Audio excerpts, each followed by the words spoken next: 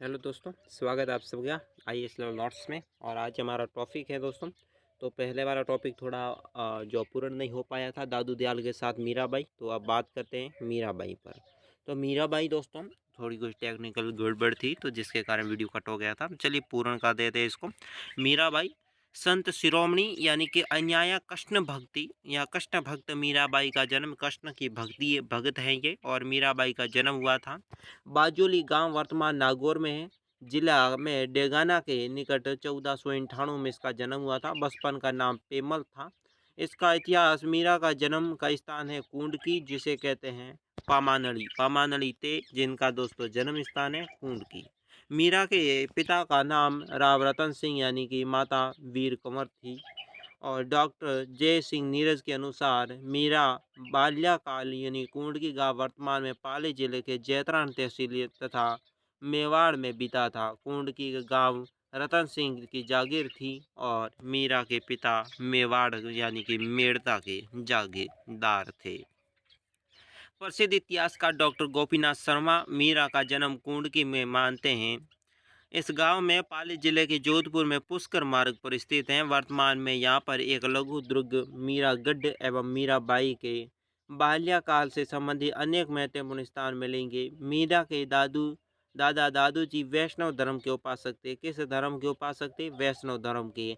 उन्होंने मेड़ता में 4 भुजानाथ का मंदिर बनाया। मीरा के जीवन वर्त में लेख मीरा को दोस्तों पदावलियाँ और भजनों के अलावा प्रियदास कृत, भक्तमारा और मेड़त्यारी ख्यात तथा कन्नड़ जेमस्टोड के इतिहास में मिलता है। मीरा का विवाह 1516 ईस्वी में मेड़ता की महाराणा सांगा के ज्येष्ठ पुत्र राजकुमार भोजराज के साथ हुआ था। लेकिन विवाह के 7 वर्ष बाद भी भोजराज का स्वर्गवास हो गया। मीरा के लिए राणा सांगा ने चित्तौड़गढ़ दुर्ग में कुंभश्याम मंदिर में दोस्तों, जिसे कहते हैं कुंवर पदे महल में बनवाया था। मीरा ने कृष्ण के पति के रूप मानकर आराधना की। मीरा के गुरु संत रैदास समार जाति के थे। कहा जाता है कि चैतन्य महाप्रभु के जीवन शिष्य जीव गोस्वामी मीराबाई से प्रभावित हुए थे तथा मीरा उसके प्रभावित हुई थी। मीराबाई ने सगुण भक्ति का मार्ग अपनाया था। मीरा को राजस्थान की राधा कहा जाता है। राजस्थान की राधा किसे कहते हैं? मीरा को कहा जाता है।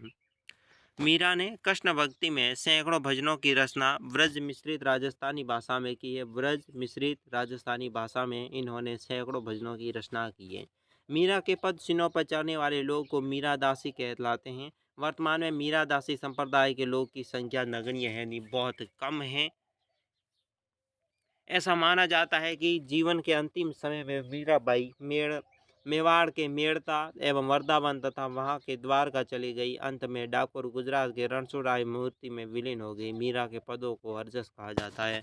मीरा के पदों को क्या कहा जाता है? हरजस। राम सनई संप्रदाय, शरणदासी संप्रदाय, दादू एवं जैन ग्रंथों में हरजन संकलित है। मीरा की प्रमुख रचनावलियाँ कौन कौन सी हैं? पदावली नरसिंह मायरो रत्ना खाती के सहयोग से रचित की गई थी।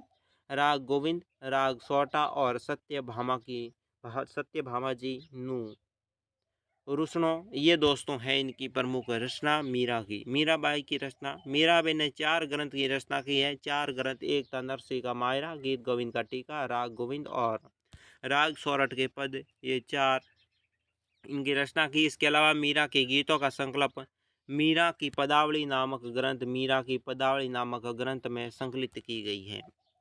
मीरा द्वारा लिखे गए ग्रंथ या सोटे की भाषा मारवाड़ी थी। क्या थी? मारवाड़ी थी। बात करते हैं नरसिंह जी मायरा। नरसिंह जी एक गरीब ब्राह्मण थे। मायरा भरना नामुमकिन था। उल्टे मायरे में उच्च कुलीन वर्ग के लोगों ने स्थान पर 1516 वैष्णव भक्तों की टोली के साथ आजार नगर पहुंचे थे।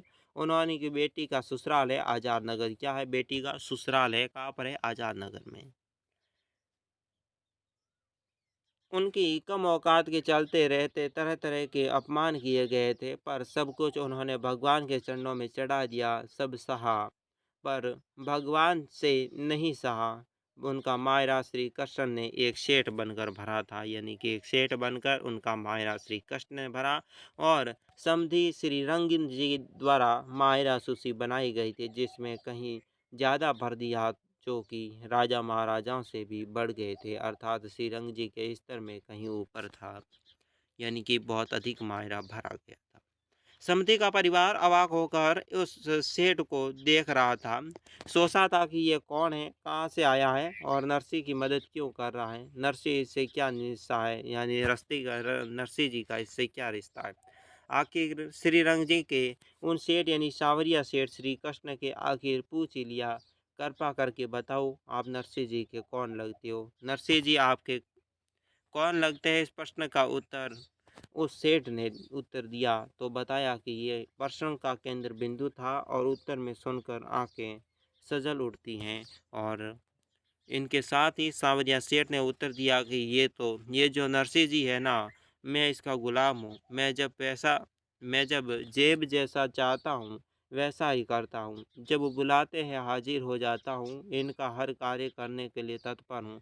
उत्तर सुनकर समस्त समधी परिवार हल्का हक्का बुक्का रह गए दोस्तों। और इसके साथ इस प्रसंग से श्रीमद् भागवत और रामायण आदि वाणी को सामर्थ्य होने लगी कि भगवान आपके भक्तों के वश में रहते हैं। और इसके साथ ही मीरा की कथावली आज यहीं पूरी कर लेते हैं। चैनल को करें सब्सक्राइब, वीडियो लाइक, दोस्तों के साथ शेयर करें, कमेंट बॉक्स में बताएं आपको वीडियो कैसा लगा। अधिक से अधिक हमारे चैनल को सपोर्ट कराने की कोशिश करें।